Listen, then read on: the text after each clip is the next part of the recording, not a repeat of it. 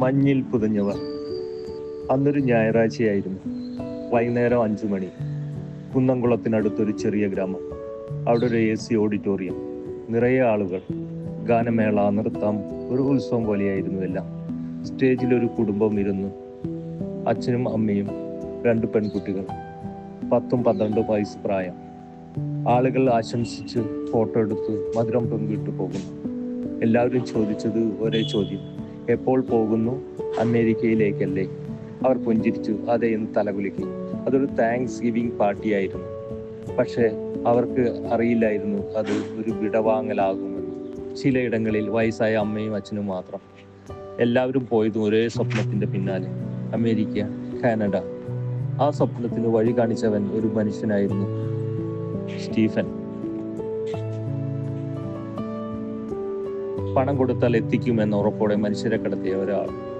അവനെ വിശ്വസിച്ചവർ 100 ആയിരങ്ങൾ. അങ്ങനെയാണ് പ്രദീപും കുടുംബവും സ്വപ്നം കാണാൻ തുടങ്ങിയത്. പ്രദീപ് അധ്യാപകനായിരുന്നു, ഭാര്യയും അധ്യാപിക. നല്ല ജോലി, സാധാരണ സന്തോഷപ്രദമായ കുടുംബം. പക്ഷെ കുട്ടികൾക്ക് മികച്ച ഭാവി എന്ന വാക്ക് അവരെ ഉറങ്ങാൻ അനുവദിച്ചില്ല. വീട് വിറ്റു, സ്ഥലം വിറ്റു, ജീവിതം മുഴുവൻ ഒരു ടിക്കറ്റിലാക്കി. പോകുന്നതിന് മുൻപ് നാട്ടുകാർക്ക് ഒരു സ്നേഹവിരുന്ന്. ദൈവം കാത്തോളും എന്ന് എല്ലാവരും പറഞ്ഞു.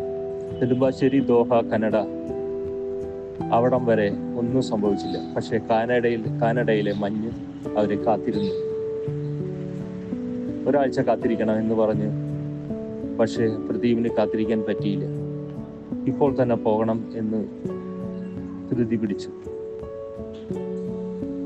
അങ്ങനെ ഒരു രാത്രിയിൽ -24 തണുപ്പിൽ ആ കുടുംബം നടന്നു തുടങ്ങി. ഇരുട്ട്, കാറ്റ്, മഞ്ഞ്, കൃഷിഭൂമികൾ, അതിർത്തി. അമേരിക്ക. അല്പം മാത്രം അകലെ. കുട്ടികൾ ആദ്യം വിറച്ചു, കൈകൾ മരവിച്ചു. കാൽ നടക്കാൻ പറ്റാതെ ഒരു കുഞ്ഞ് മഞ്ഞിൽ വീണു. അവൾ കരഞ്ഞില്ല, കാരണം തണുപ്പ് കണ്ണീരിനെയും മരവിപ്പിച്ചിരുന്നു. രണ്ടാമത്തെ കുഞ്ഞും വീണു. അമ്മ അവരെ ഉയർത്താൻ ശ്രമിച്ചു.